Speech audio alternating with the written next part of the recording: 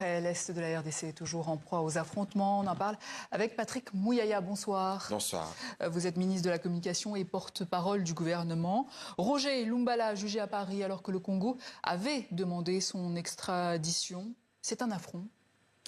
Bon, écoutez, il y a mon collègue de la justice qui se charge du dossier. Le moment venu, on pourra évidemment communiquer.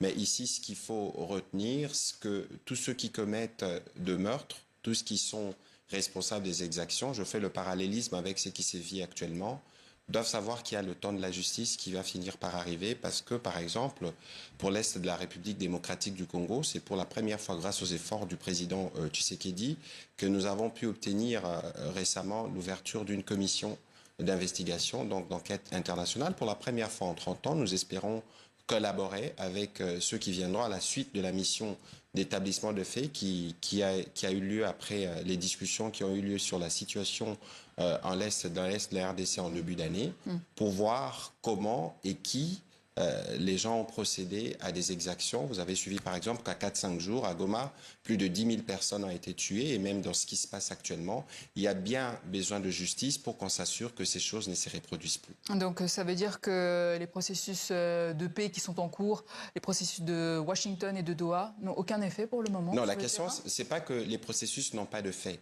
Ici, nous parlons spécifiquement de la question de la redevabilité de la justice, à ne pas confondre avec les processus qui se tiennent au plan diplomatique, parce que les responsables de ces crimes de guerre, de ces attaques contre les hôpitaux, de ces attaques contre les camps des déplacés, doivent en répondre parce que c'est des crimes imprescriptibles. Mais pour le reste, nous sommes engagés d'ailleurs dès le début de ce conflit sur 5 fronts. Il y a évidemment un front militaire, un front diplomatique, un front économique, un front judiciaire et un front médiatique, parce que nous avons sérié tous les problèmes. Et aujourd'hui, à la suite de la résolution 2773 et de la mobilisation internationale sur le sujet, nous sommes plutôt sur le plan diplomatique. Et à Washington, nous connaissons de progrès comme à Doha. Nous sommes dans les deux processus en phase d'atterrissage, et nous espérons que cela arrive vite, parce qu'il faut vite desserrer les taux et apporter les secours qu'il faut à nos populations qui sont dans des conditions humanitaires très difficiles. Donc ça veut dire que le volet politique qui est en cours et économique également n'ont pas forcément d'impact direct sur le terrain pour le moment, à l'heure actuelle? Écoutez, nous créons les conditions qui permettront d'avoir des progrès sur le terrain, et je crois que la dernière réunion qui a eu lieu à Washington a donné plutôt des signaux plus clairs. En tout cas, pour nous, c'était clair qu'on ne peut pas parler économie, on ne peut pas parler développement de la région tant qu'il n'y a pas de stabilité qu'on puisse vérifier.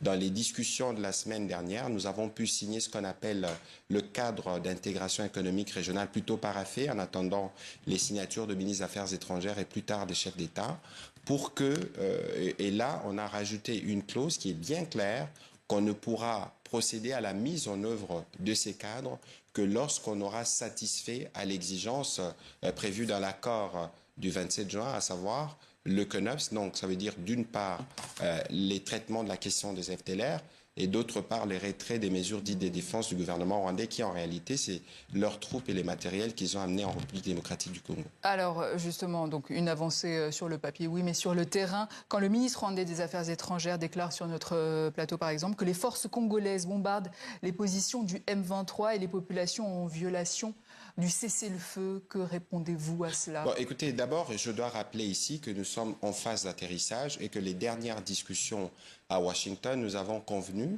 parce que nous sommes en phase d'atterrissage, d'éviter des propos qui peuvent être de cette nature, justement. Nous, on ne va pas aller bas, comme des coutumes de l'autre côté, mais on va rester haut pour que chacun assume ses responsabilités. Mais il y a des faits, il n'y a pas seulement que des propos, il y a des faits sur le terrain. Ici, il est évident que c'est le Rwanda qui agresse. Ici, il est évident, je le disais tout à l'heure, qu'en 5 jours, près de 10 000 Congolais ont été tués à l'occasion de l'invasion des Goma. Et nous savons depuis, vous suivez quotidiennement la situation dans l'Est, qui tue, qui gouverne par crime. Je ne voudrais peut-être pas faire la litanie des crimes qui sont commis, mais ici, c'est qu'il faut savoir, il y a un pays qui en agresse un autre. Et nous, évidemment, nous sommes dans une posture de légitime défense pour toutes nos populations. Et donc, nous qui devons protéger nos populations à tout prix, nous qui voulons qu'on desserre les taux pour que très rapidement nous puissions apporter l'appui humanitaire, on ne peut pas être responsable de ces bombardements. Et donc, il faut regarder du côté de celui qui nous accuse pour voir ce qui se passe sur le terrain et qui en est les responsables. Donc vous n'êtes pas responsable des bombardements Écoutez, ceux qui bombardent, ceux qui tuent sont ceux qui aujourd'hui sont les occupants et leurs supplétifs. Vous n'avez qu'à regarder. Vous renvoyez la balle, en fait. La question, c'est pas de renvoyer la balle. La question, c'est que nous avons, nous, République démocratique du Congo, été agressés et c'est établi par tout le rapport. Même si, du côté du Rwanda, c'est les seuls pays qui ne voient pas qu'il est agresseur. Mais si vous regardez, pourquoi avons-nous signé alors cet accord à Washington s'ils avaient aucune responsabilité dans ce qui se passe en termes de troupes, des matériels et de tous ces crimes qui ont été commis. Ici, nous avons sérier tous les problèmes, justement. C'est pour ça que nous sommes à Washington. C'est pour ça que nous sommes à Doha. Aujourd'hui, tous les problèmes sont à table. Et ce qui est attendu du Rwanda, c'est qu'il fasse sa part de responsabilité, comme nous faisons la nôtre, pour nous assurer que nous atteignons l'objectif de la paix que pourra consolider, et c'est la paix qui entraînera l'ouverture à des opportunités. Alors, parmi les conditions et les engagements signés à Washington, il y a la neutralisation des FDLR. Mais visiblement, ils n'ont toujours pas déposé les armes. Que se passe-t-il? Écoutez, la question des FDLR, comme la question des réfugiés, comme la question du discours de haine, c'est des prétextes qui ont été utilisés par les Rwandais pour camoufler cette guerre économique. C'est la réalité. Et c'est bien pourquoi à Washington... Mais c'est une condition. C'est bien pourquoi à Washington, je vais y arriver. C'est bien Oui. pourquoi à Washington, dans cet accord, c'est un accord qui règle principalement deux problèmes.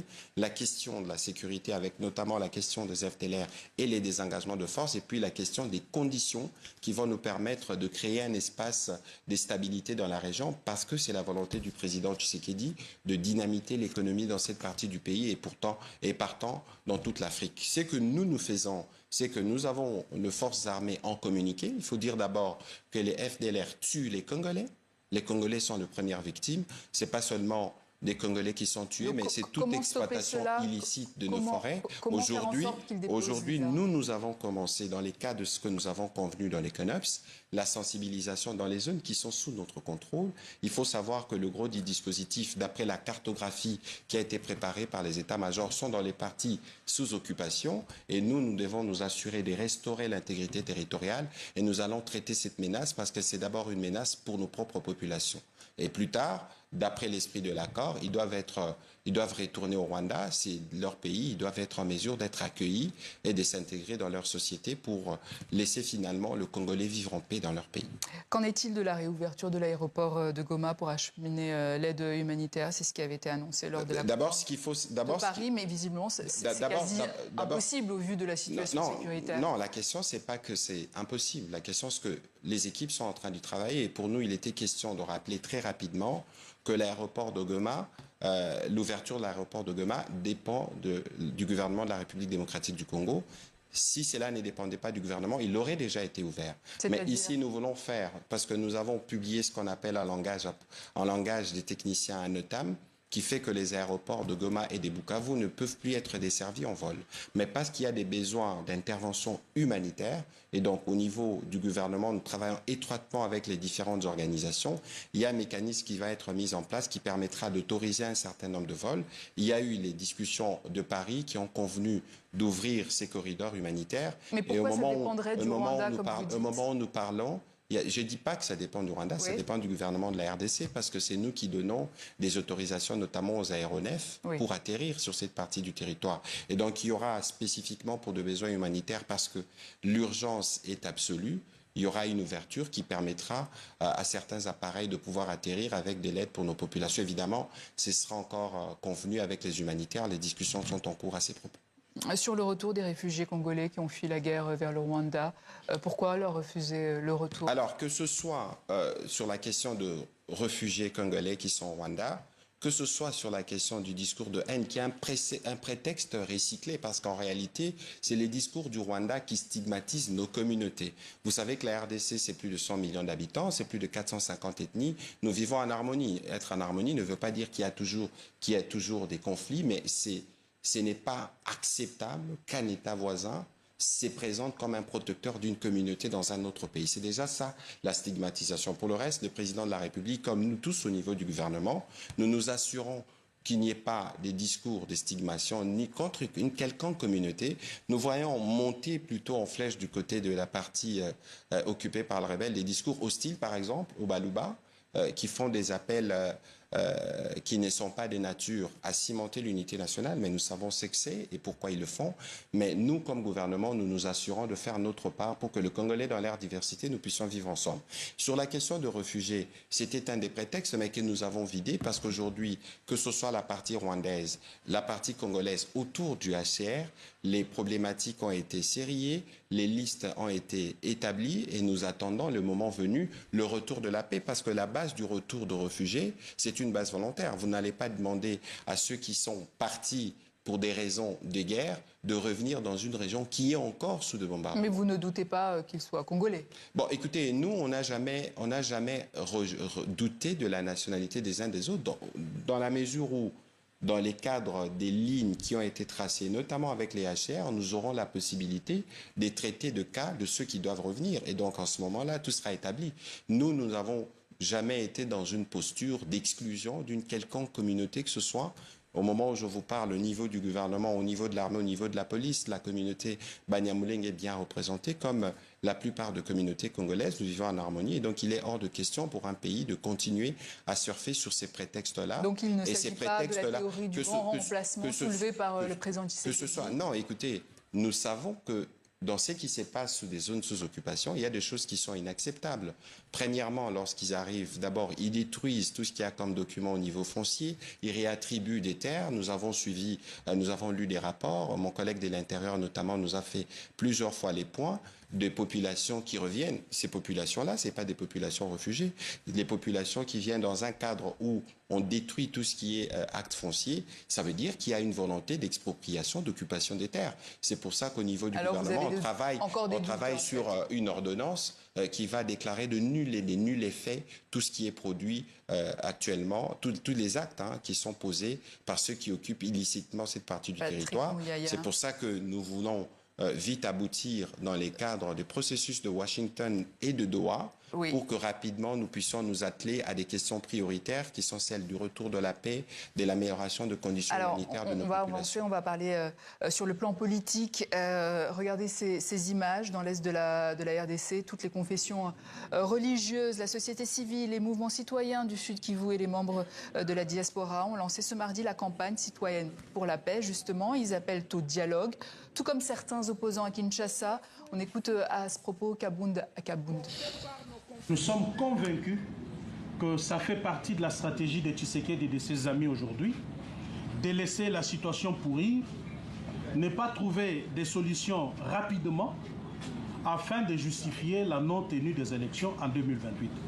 Patrick Mouyaya, est-ce que le président Tshisekedi est en train de laisser pourrir la situation en vue de 2028 Mais c'est totalement faux. Dans ce que je vous disais tout à l'heure, nous sommes plus que déterminés à faire aboutir d'abord les deux processus. Je vous ai dit que nous avions une urgence humanitaire et il faut savoir que le président de la République a toujours été un homme de paix. Je ne voudrais pas rappeler ce qu'il a fait en 2019, entre autres en facilitant la réconciliation entre le président Kagame et le président Museveni. Je crois que beaucoup oublient ces chapitres de l'histoire. Et donc aujourd'hui, les présidents, c'est lui qui avait y compris lancé un appel à tous ceux qui veulent venir comme lui défendre la patrie. Parce qu'il s'agit de la patrie d'abord, mais il faut qu'on évolue de manière ordonnée et structurée. Pour nous, l'origine première de cette guerre, de cette crise que nous connaissons, est sécuritaire. Elle est due à l'agression du Rwanda. Et là, aujourd'hui, nous sommes en train, je veux y arriver, nous sommes en train d'atterrir à Washington comme à Doha, et à l'issue de ces processus qui vont nous permettre de traiter la question principale, qui est la crise sécuritaire déclenchée par l'agression rwandaise, nous allons nous occuper du dialogue en interne. Il ne faut pas oublier, le dialogue en interne arrivera plus tard. Il faut d'abord qu'on soit en mesure de régler les problèmes liés à l'origine sécuritaire de la crise. C'est ce que nous sommes en passe de finaliser. Le président de la République lui-même, qui avait reçu l'initiative des prêtres au départ et d'autres confessions religieuses, a déjà dit sa disponibilité. Il a reçu l'honorable Fayulu, encore l'honorable Mouzito, pour montrer qu'il est disposé à aller vers la paix. Et c'est ça qui importe plus que tout. Et je vais terminer en disant que la guerre que nous faisons actuellement, ce n'est pas une guerre qui est celle du président de la République, mais c'est une guerre qui est faite à tous les Congolais. Tous les Congolais devraient se mobiliser pour pouvoir y mettre. Que vous êtes ministre congolais de la communication et porte-parole du gouvernement. Je vous remercie.